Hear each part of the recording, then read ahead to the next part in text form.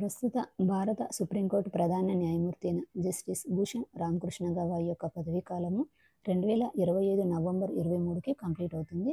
తర్వాత భారత సుప్రీంకోర్టు 53వ ప్రధాన న్యాయమూర్తిగా జస్టిస్ సూర్యకాంత్ బాధ్యతలు చేపడతారు. ఈయన 2027 ఫిబ్రవరి 9 వరకు ప్రధాన న్యాయమూర్తిగా పదవిలో ఉంటారు.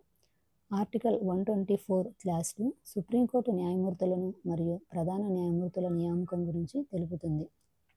సుప్రీంకోర్టు న్యాయమూర్తులలో అత్యంత సీనియర్గా ఉన్నవారిని ప్రధాన న్యాయమూర్తిగా నియమిస్తారు. ప్రధాన న్యాయమూర్తి పదవీ విరమణ చేయబోయే నెల రోజుల ముందు తర్వాత ప్రధాన న్యాయమూర్తి పేరును సిఫార్సు చేయమని కేంద్ర న్యాయ మంత్రిత్వ శాఖ కోరుతుంది. కాబట్టి justice BR Gavai Bhushan Ramakrishna Gavai supreme court న్యాయమూర్తులలో సీనియారిటీగా ఉన్న జస్టిస్ సూర్యకాంత్ పేరును కేంద్ర ప్రభుత్వానికి సిఫార్సు చేశారు.